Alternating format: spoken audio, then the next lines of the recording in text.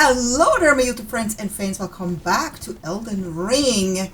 I am here in the Arena of the Lakes, basically kind of northeast of the map, and I'm trying to go back to an area where I was really afraid to go to after my first experience because I died instantly and I lost a lot of runes and I was not able to get them back. So here I am at Bellum Church, where there is a site of grace, and I am now planning on going up there again because I think there might be some good loot up there and I don't want to miss out. So unfortunately, as you can see, I don't have a lot of bonuses, but not one that cures madness, and I just can't believe I don't, because I really was sure I did. But as I find out later, I don't have the recipe and I'm about to actually get it. I'm going to show you where you can find the recipe. But before you can get the recipe, you need to make it up there. So you basically just ride towards this big castle, which is actually the entrance to that lift that takes you up to the other map. But you need to go to the right of it and then up the hill, and I am taking it slow here because I remember that the madness kicked in about around here very soon. Not yet. Still good. And I'm like, oh, okay, maybe this time this doesn't happen anymore, so I'm just gonna take it slow, just in case. I don't want to take any chances. I hear a loud roar and the madness starts growing really fast. As you can see, my level just went up within seconds and I barely made it back down the hill into safety before it was at 100, because if it's at 100 then it starts eating at your health, and that also drops really fast and you die super fast. And you know, back then at a lower level my health bar was very tiny, and I could not, you know, I couldn't get a health potion into me fast enough. It was just happening all so fast. So if you're ranked a lot lower and your health bar is not really large, you have to be super careful. So the way you do it is, what actually causes the madness is what you first need to know. There is this tower right in front of me. You can't see, it's behind the rock right now. You see it like behind that tree.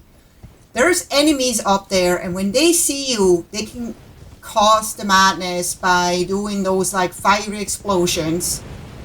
And as you can see now, it's coming at me. So what you have to do is getting out of their sight. So my plan here is to get really close to the tower, right below where they can literally not see me. And it seems to work, because madness is not growing anymore. It stays steady for a little bit and then it actually drops. So I just let it slowly drop down because I'm going to take any risk. I know that I need to prevent them from doing this, so I have no other choice but actually go onto the tower and kill all those enemies so they stop with that madness, literally. So as you can see, there's a fiery mess up there, and that's what causes the madness.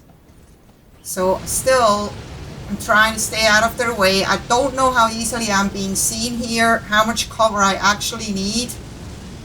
And it seems to be fine. They don't seem to see me or know that I'm here. And I run into a bunch of rats here. I did not expect that. Those are really easy to take down though, if you have a good sword. Or maybe you should just be a little smarter than me and actually not run inside this tower and take out one by one. But I think you're safer inside the tower because the enemies up there can literally not see you when you're right below them. So that's kind of like my thinking. So I'm very curious to see what's up there. All I hope at this point is that those enemies are not too hard to take down, because then I won't be able to stop that madness, right? And when you get up the second ladder, you have to turn around and you find a trunk with Howl of Shabriri, which is an incarnation which actually creates madness build-up in nearby enemies, which is going to be awesome. And then you take the last ladder up to finally get to where the enemies are. and you start building up madness again, so you have to be super fast here, take them down, but they're super weak. They literally go down really fast, and those guys don't even fight me. They're actually kind of, you know, asking for forgiveness. But as you can see, it was like at 80% or almost 85%, so you do have to hurry here because you still don't have anything to heal that. And then once the madness has gone down to 0, I move on. Because I don't know if this is the only tower or whatever. I just don't want to risk dying. I came so far and I still haven't found a grace yet. So if I die now, I will have to go all the way back. And I don't know if those guys in the tower respawn, which would be very sucky. So at this point, I'm very, very close to the Frenzied Flame Village, which is where I wanted to go and check out what's here. Because I'm hoping for some good loot here. Usually where there's houses, there's loot. And there is a few enemies here, but they are pretty weak. Especially if you have an upgraded weapon, you should be fine here. Or you can just run them out. I mean, you don't really actually have to fight them. You can just run past them all and get the loot and get out. But since they are so weak, I thought I'm going to take them down. Especially since I can use the runes. And I also kind of want to take my time looking around and not be all stressed about it. So there is a soldier right there. Also not a big deal. But again, I still haven't seen a grace yet. So I still want to be careful. Because it just takes like one hard attack that you didn't see coming and you're down.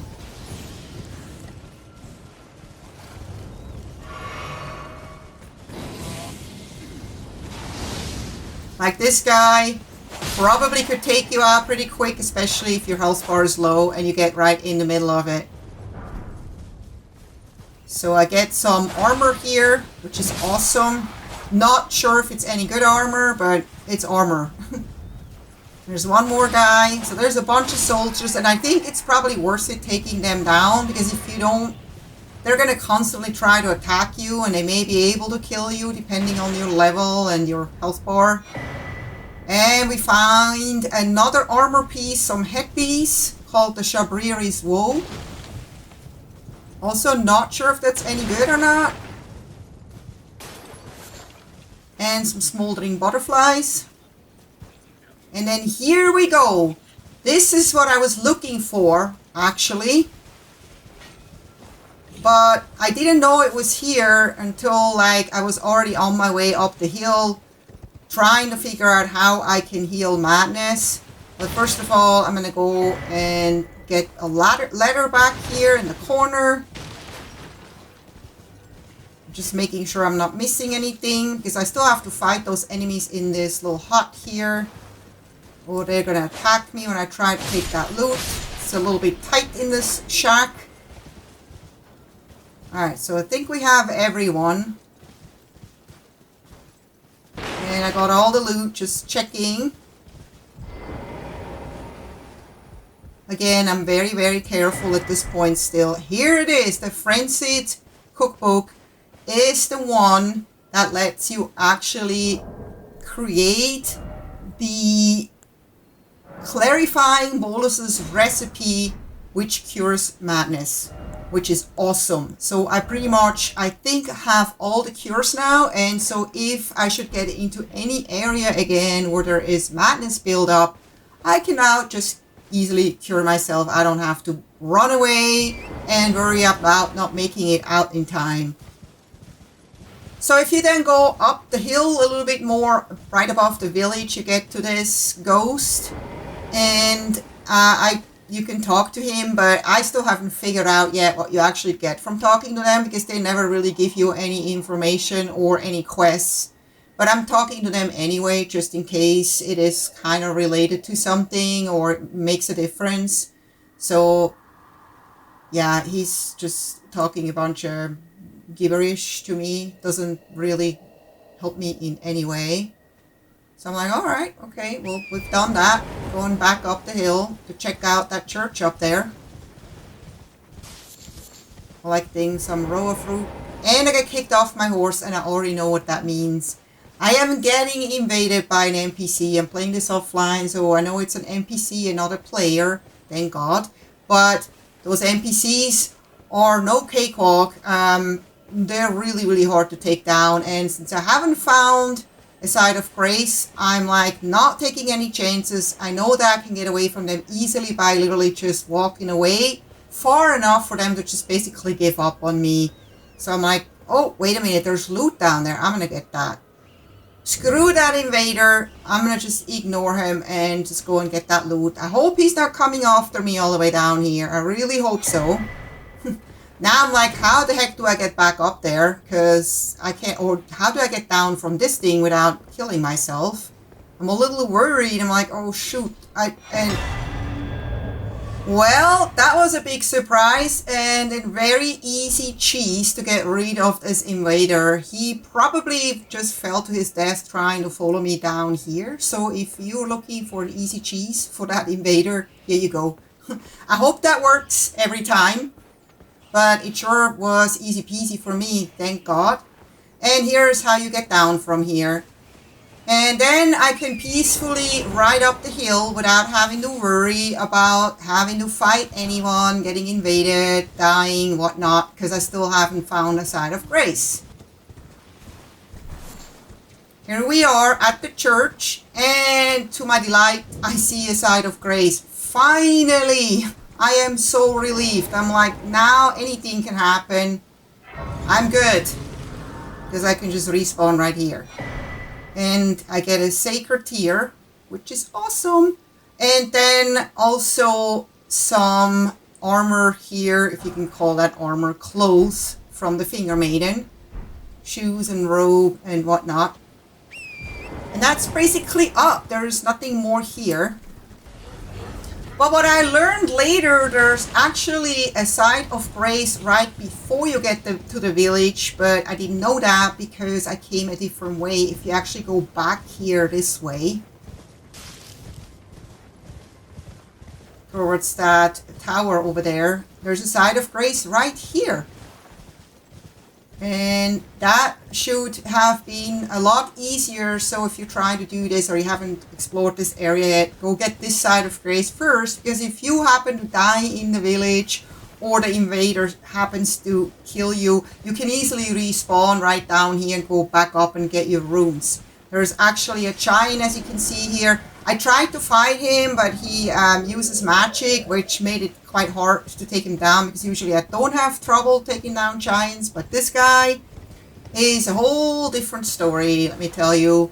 But you can still explore the tower behind him. You can just basically get by him, sneak by him, but you need to solve a riddle in order to get in, and I haven't done that yet. But there you go. I hope you enjoyed this video. If you did, please don't forget to give it a thumbs up and subscribe if you haven't yet. And I hope to see you next time. Take care. Bye-bye.